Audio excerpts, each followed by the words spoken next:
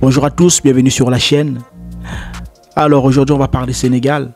On parlera de jeunes hommes qui sont quittés de statut d'opposant à dirigeant. Bien évidemment vous avez deviné de qui il s'agit. Bassirou Diomaye Faye et Ousmane Sonko. Oui, nous allons essayer d'analyser un peu les premières sorties d'Ousmane Sonko et Bassirou Diomaye Faye depuis quelques temps sur la toile. Pas mal d'Africains donnent leur point de vue. La jeunesse africaine également est plus ou moins mitigée. D'après ce que je lis, d'après ce que j'ai lu comme commentaire, beaucoup se sentent trahis, beaucoup se sont offusqués par rapport aux endroits où se serait rendu Diomaye Faye et les gens qui l'auraient rencontré. Plusieurs de ces jeunes qui ont vu en ces deux personnes, on peut dire un peu d'espoir par rapport à leur discours, par rapport à les valeurs qu'ils défendaient. Et aujourd'hui, ces jeunes se sont trahis et disent tout simplement qu'Ousmane Sonko et Diomaye Faye n'ont pas respecté leurs paroles. Ousmane Sonko et Diomaye Faye ont-ils trahi la jeunesse africaine? Ont-ils trahi les Sénégalais? Ont-ils trahi ceux qui avaient vu en eux une petite lueur d'espoir, d'un changement ou d'une rupture telle qu'ils l'ont promis? Ont-ils trahi leurs convictions? C'est parti.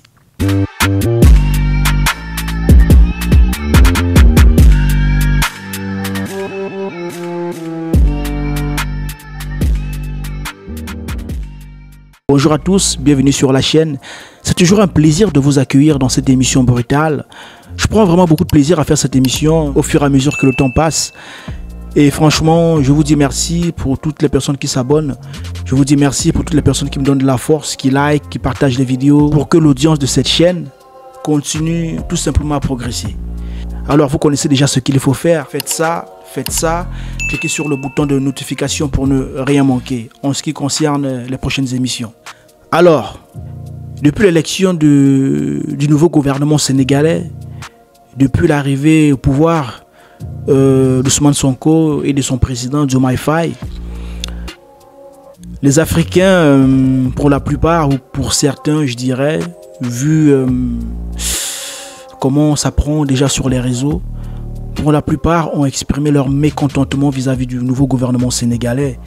Je dirais plus vis-à-vis d'Ousmane Sonko et Diomaye Faye, par rapport à la trajectoire qu'ils sont en train de donner à leur politique ou à l'orientation qu'ils donnent à leur politique. Selon les commentaires que j'ai lus, selon les messages que j'ai reçus, beaucoup ne comprennent pas comment ils peuvent quitter d'un discours panafricain à un discours totalement contraire à ce qu'ils disaient avant de prendre le pouvoir. J'ai reçu des messages m'interpellant sur ce sujet, me demandant mon avis, ce que je pense par rapport à ça.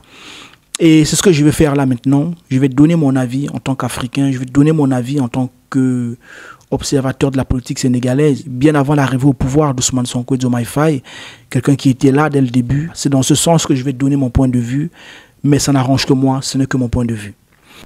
Alors la première chose que je dirais ici, c'est déjà de faire la différence entre Ousmane Sonko et Diomaye Faye, les opposants et les dirigeants. C'est extrêmement important de faire la différence.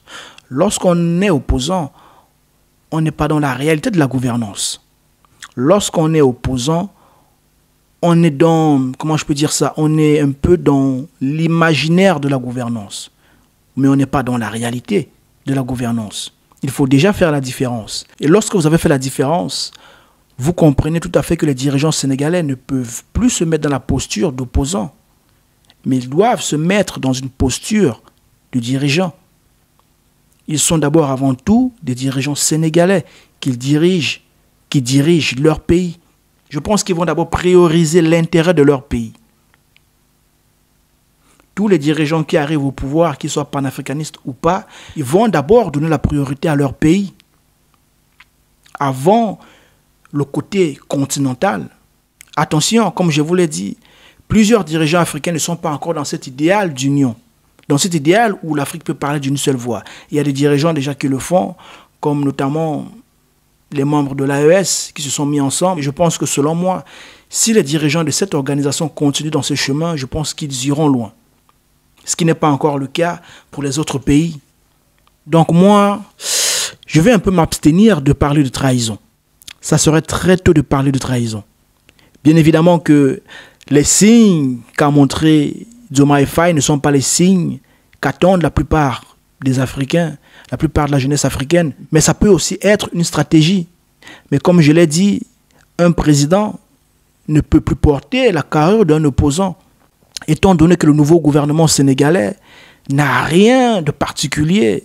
Ousmane Sonko n'a rien de particulier avec les dirigeants de la Côte d'Ivoire, avec les dirigeants du Rwanda, avec les dirigeants peut-être du Congo, avec certains dirigeants africains. Et donc, ils ne peuvent pas se comporter comme des gens qui viennent avec un sentiment particulier, un sentiment de rejet de certains dirigeants. Non, ils doivent se comporter comme des dirigeants. On peut débattre sur les premières visites, on peut débattre sur les signes qu'ils ont envoyés, sur les signaux qu'ils ont envoyés. On peut débattre là-dessus. Mais parler de trahison, je ne pense pas qu'il faut parler de trahison si tôt. Pour moi, c'est très tôt de parler de trahison. Je ne pense pas qu'Ousmane Sonko et Diomaye Faye trahiront le Sénégal. Ça, je ne suis pas convaincu. Je ne suis pas convaincu.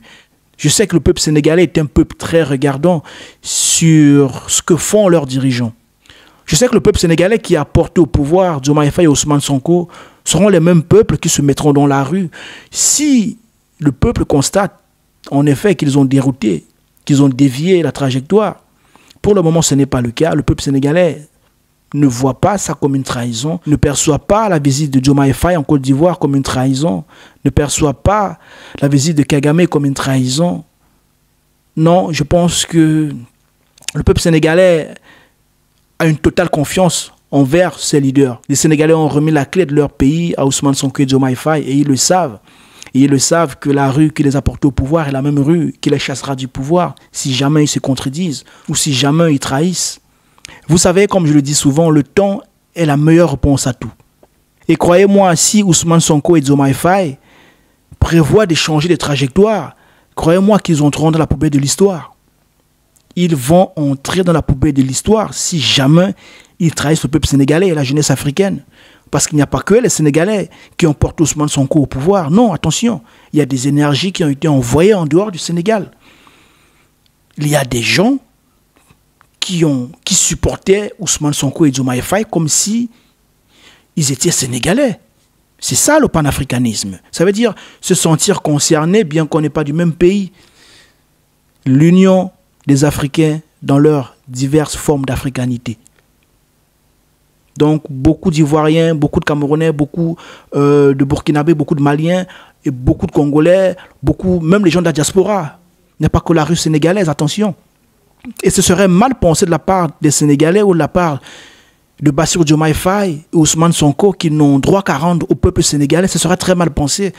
Si vous vous dites panafricain, si vous vous dites vraiment panafricain, vous devez tenir compte des voix exogènes. Oui, vous devez tenir compte des voix exogènes. Parce que du moment où la diaspora africaine, composée de plusieurs communautés, commence à lâcher du lest, commence à vous lâcher, ça veut dire lâche le soutien, croyez-moi, c'est une faille. C'est une faille énorme, même si elle n'est pas visible pour l'instant, mais c'est une faille. Du moment où ceux qui étaient prêts à manifester dans les rues en Occident ou au Sénégal commencent à ne plus vous supporter, commencent à douter de vous, croyez-moi, c'est une porte ouverte. C'est une porte ouverte.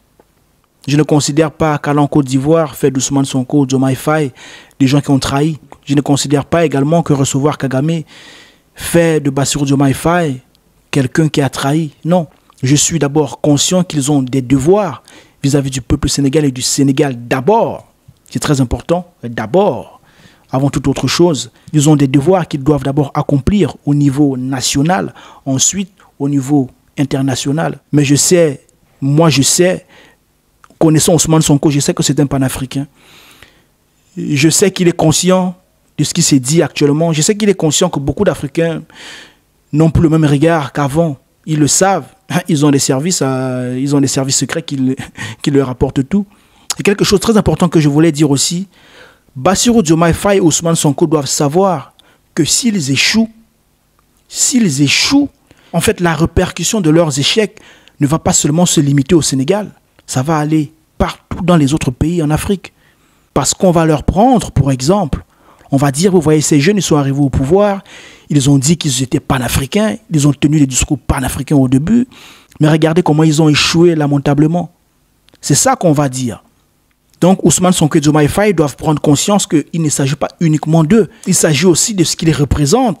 Parce que lorsque vous vous dites panafricain, parce que lorsque Ousmane Sonko et Diomaye Faye se revendiquent panafricains, lorsque ces derniers se revendiquent panafricains, ils acceptent aussi une idéologie. Ils acceptent un certain positionnement. Lorsque Ousmane Sonko dit « je suis un fervent panafricain jusqu'à l'os », ça veut dire qu'il sait ce que ça veut dire. Ça veut dire qu'il sait le positionnement qu'un panafricain prend, un dirigeant panafricain prend. Être panafricain ne veut pas seulement dire le rejet de l'autre. Être panafricain ne veut pas seulement dire s'attaquer à l'autre. Être panafricain, c'est aussi l'amour, c'est aussi l'unité, c'est aussi l'union, c'est aussi la souveraineté, c'est aussi la préférence nationale et continentale. C'est ça le panafricanisme, sans rejet bien sûr, j'insiste, sans rejet. Après là, ça va dépendre de certains dirigeants. Voilà. Donc, Ousmane Sonko et Diomaye Faye, tous les regards sont fixés vers vous. Ousmane Sonko, Diomaye Faye, tous les regards sont fixés vers vous. Si vous échouez, ce n'est pas seulement le Sénégal qui a échoué. Attention, si vous échouez, vous entraînez avec vous un mouvement qui a commencé depuis un certain temps. Vous l'entraînerez avec vous dans votre échec. Parce que vous représentez bien plus que le Sénégal. Vous représentez bien plus que le Sénégal. Attention. Attention. Et je sais que vous êtes conscient de ça. Et j'apporterai toujours mon soutien au peuple sénégalais. Car c'est le peuple sénégalais qui sait le mieux ce qui lui convient. Voilà, c'est ce que je voulais partager avec vous dans cette émission aujourd'hui. Et rappelez-vous toujours que mindset égale ambition, vision et discipline. Portez-vous bien, c'était un plaisir. C'était brutal. Peace.